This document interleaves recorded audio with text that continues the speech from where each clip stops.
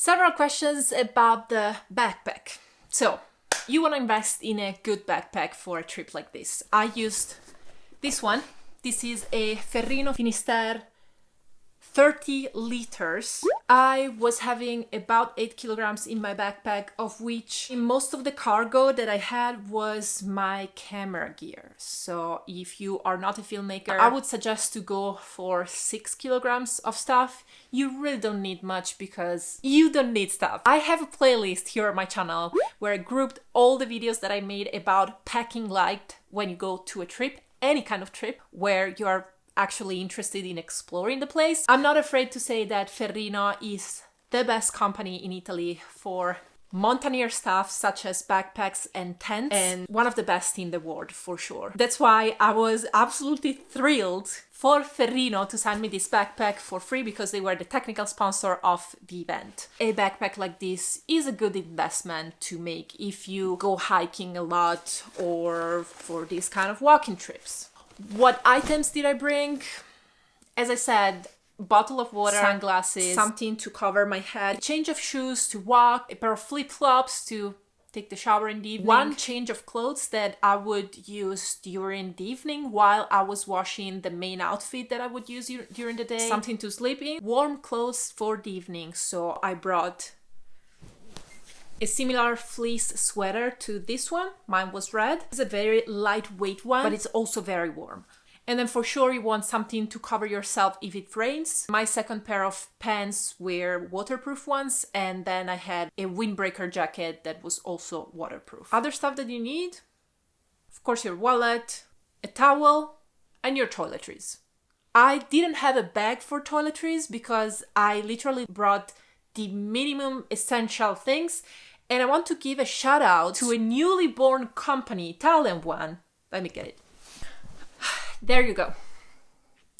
I had this combo here, which was gifted to me by a new company from the city of Turin here in Italy. It's a small company made by 5 friends, they are about my age, who during the pandemic wanted to do something nice, and they created, first of all, this toothpaste. I'm laughing because I love this toothpaste so much. I've always used the commercial toothpastes in tube, like the ones that you buy at the supermarket. And I really didn't feel the need to switch it, but this one is simply amazing.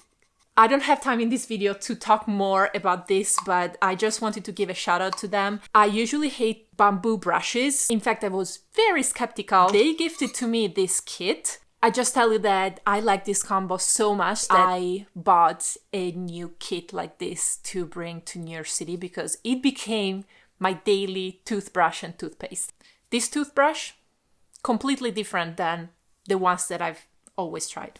Ooh, another thing was sunscreen. I did bring sunscreen and I would put it in the central hours of the day after lunch. But I also met during my trip a person who made me reflect more about our consumption of sunscreen because it's made of chemicals that can be harmful when they go into the waters. And so I've been researching more about this topic and reflected on the fact that our ancestors have never used sunscreen and they were just doing fine. So the ideal thing to do would be just to get exposed to the sun progressively starting from the spring. So in April you start going out and spend at least 1 hour per day in the sun. And if you do so, by the summer, if you avoid the central hours of the day, you won't need sunscreen. And this woman who was with me was using a very lightweight shirt that would cover the entire arms. So yeah, keep reflecting about this. This next summer, I'm gonna be way more mindful about this topic. Did the backpack hurt my back? No. And I'm gonna show you why it is almost impossible that it hurts your backpack. I have to thank my new friend Angela because she showed me exactly how to tie the backpack properly, and I'm gonna show it to you quickly now. You wanna start with this part here. It has to lay on top of your hips and has to fit really nice and snug. You close it and then you wanna tie these two things so that it really fits nice and tight on your hips. At this point, you can see that the backpack is not heavy on my back or on my shoulders. All the weight right now is on my hips, and that's what makes the difference. After this, you can go ahead and tie the straps, the shoulder straps, and then you can close this one to help the shoulders carry the weight with your chest. The weight is properly distributed, but it's mostly on the hips. I don't see how it would be possible to get back pain in this case. Another very interesting question that I got was if the stuff inside the backpack would get wet from my back sweat. That's a very big issue because you don't want to arrive in the evening and have all your clothes wet from the day. As you can see, no, with this kind of backpack, it is impossible because your back is not touching the back fabric of the backpack. This is why you want to get a proper backpack for this kind of trips. It's gonna make your life much easier. Someone asked, how did you know which day to wear sneakers or hiking boots? Sneakers? No sneakers. On walking trips like this, forget the sneakers. They are not good enough. You need technical shoes. They can either be low ankle shoes or high ankle boots, like the ones that I prefer because I like to have ankle support, or sandals. Garmont was another technical sponsor of the event, and they sent us all a free pair of shoes, which I used for a good month before starting the Via Francigena. These are very good, 200 euros a pair technical shoes. So I thought I was covered with those. Just to have an alternative, I also bought a fairly cheap pair of technical sandals because I didn't plan on really using them that much. In the end, the boots were not as comfortable as I hoped them to be, and they were also a little bit too warm for the season, so I ended up using mostly the 25 euros sandals. I was skeptical about the sandals thing, but I had to reconsider my beliefs. For the part that I walked on the Via Francigena, sandals would have been perfect. Not the Quechua ones that I bought. You want to spend 80 euros on a pair of technical sandals. Usually Teva is the brand to go for technical sandals. They have been doing them for ages. In general, unless you want to go barefoot or do crazy things, you need technical shoes for a walking trip like this one. You had a lot of pain in day 6 and 7. Oh yes, I did. Where did it hurt and what caused it? In hindsight, do you know how you could have avoided it?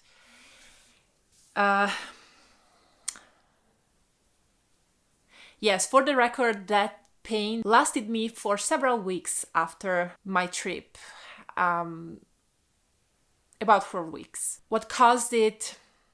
In the part 1 of this Q&A, I talked about how to prepare physically and how to know if you are in a proper shape for this kind of trip.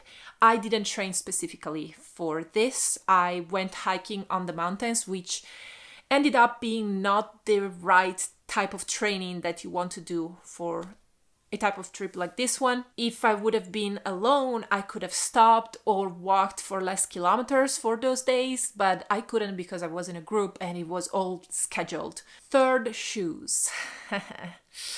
So in day 3 and 4 at the lunch break, I would switch from the boots to the sandals. On day 5, I almost exclusively used the sandals, and I ended up carrying the boots on my back for the entire day.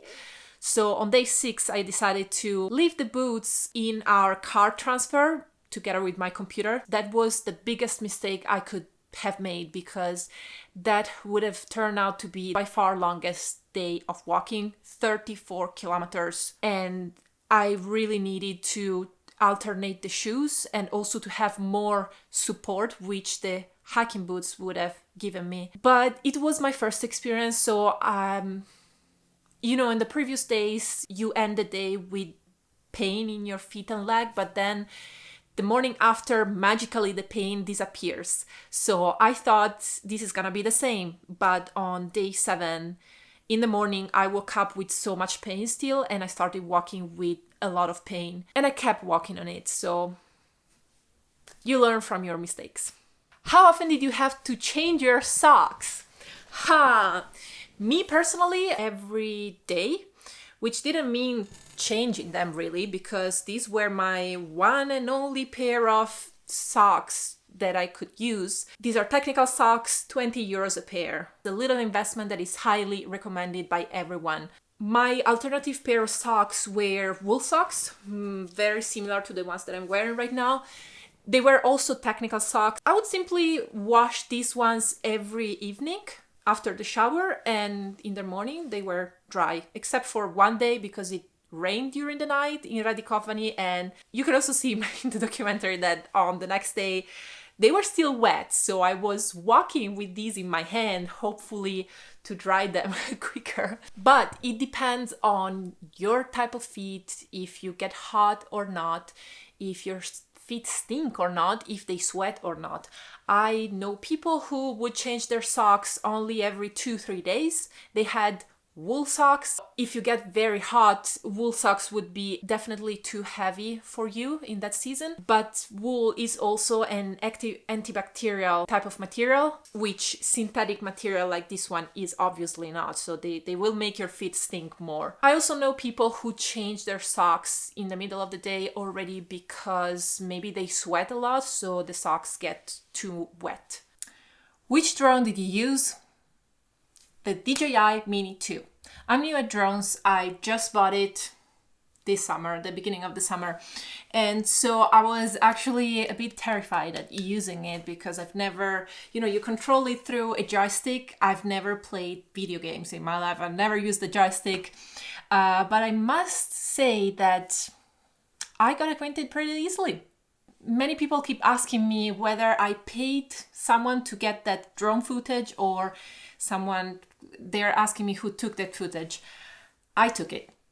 Thanks for asking, because the fact that you are asking it makes me very proud of what I was able to do. Was the group okay with you filming or using the drone? Yes, absolutely. As I mentioned in the first part of this Q&A, I was there officially as a YouTuber, as a filmmaker, so I really had little problems in filming everything, putting up the drone and so on. Also, I was not the only one with the drone. The official filmmaker of the event had a much bigger and much noisier drone than me, and he would fly it several times per day, so my drone was really not a problem. I must admit, I would have liked to fly the drone a little bit more often during this trip, but it's been very hard because you have to imagine during the day while we were walking, if I wanted to fly the drone, the group didn't really wait for me. The organizers told me, let us know, we can stop, blah, blah, blah. But I didn't want to stop the whole group just because I wanted to fly the drone 10 minutes. And so for, let's say, even a just 5 minutes flight, which is very short time, I had to take off the backpack, open it, take off the drone, mount it on the phone and everything, find a good spot for it to land. No, to take off, fly it, and then bring it back, land it, put it back in the backpack. And then at that point, the rest of the group was about 10 minutes in front of me.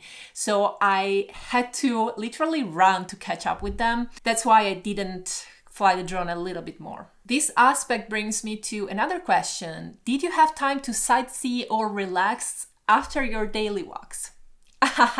No, I did not. Because of the particular nature of this event, we were welcomed in every town along the Via Francigena with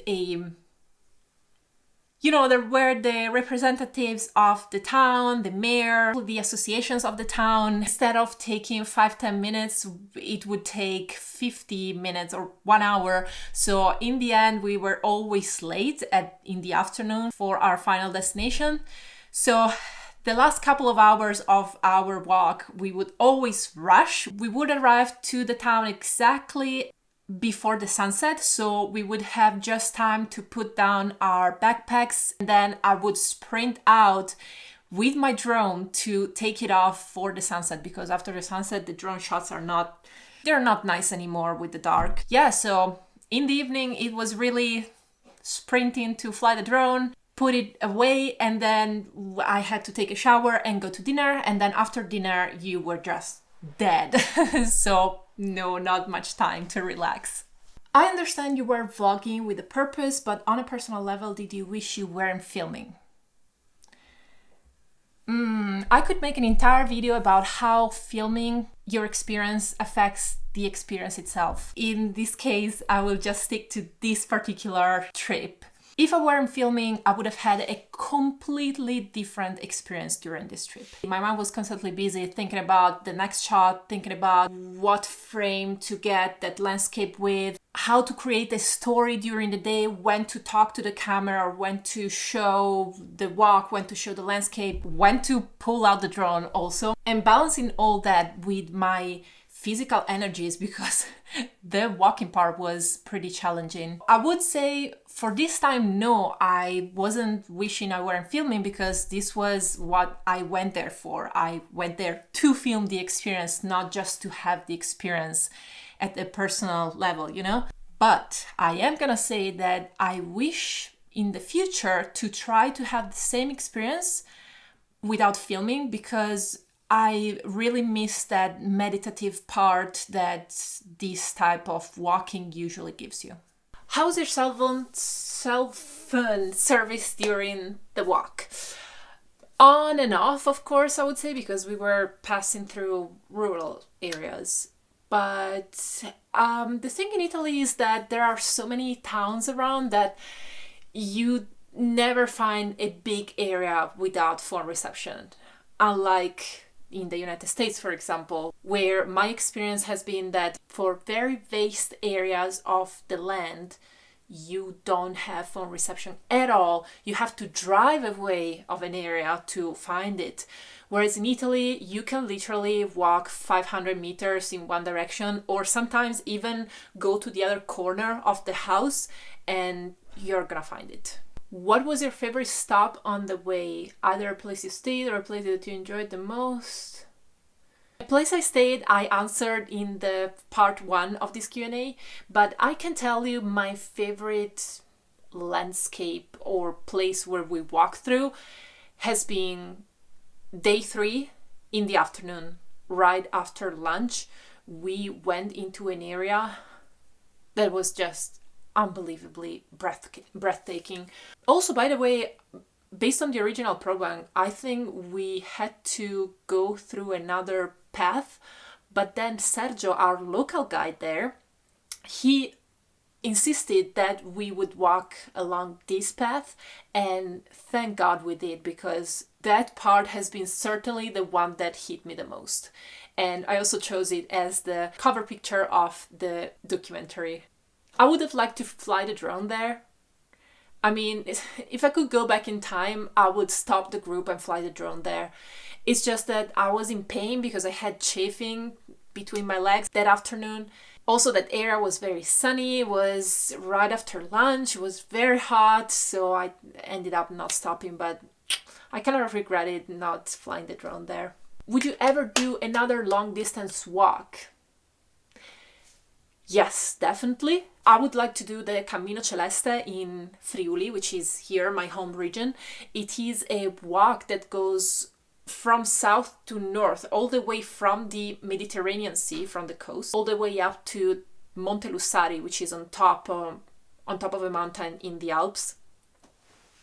No, it's not this one. It's the image that I had behind my back in the previous part of this Q&A. I actually was planning to do that one last summer, at the beginning of the summer. I would have done it by myself and I would have filmed it, but then I got this proposal from the Via Francigena and I did this one. Nonetheless, I did bike along a bikeway that goes all the way from the border with Austria and Slovenia, so from the Alps all the way to the coast of the Mediterranean Sea in the Friuli region, which is the Alpe Adria bikeway, and I made a video about it and I'm editing it these days, so in a few weeks you're gonna be able to see it on my channel. Then there are questions about recommendations of places where to eat, where to sleep, and how much this trip costs. As I said in the documentary, I didn't pay for anything. I was there to work, even though I wasn't paid money-wise, but I had everything for free and I didn't organize the logistics, so I could really not answer to these questions. But which websites are useful for planning this trip? viafrancigena.org. That's the website, the official website of the Association Via Francigena.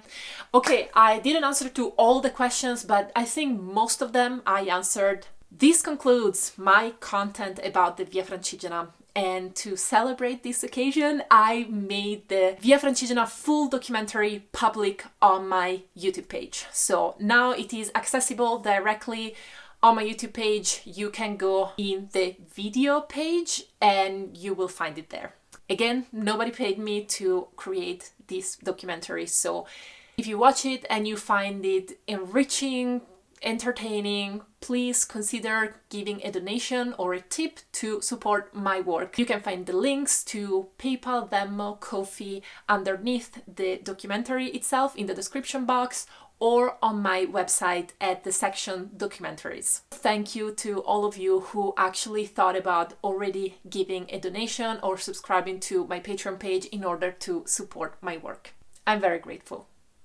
I really hope I inspired you to either try walking or biking the Via Francigena, or anyways to go travel slow, because the tourism industry as it is right now and the direction that it is developing right now, it's not sustainable. It's just not sustainable, both for the local populations and for the environment that we are living in. So please consider slow traveling, invite your friends to try different types of trips. There are so many benefits in traveling slow versus traveling the conventional way that we are all used to in these modern times. That's all I had to say. Subscribe to my newsletter if you want to keep updated about what's coming next on Watershame Mary Jane, and I'll see you next Sunday.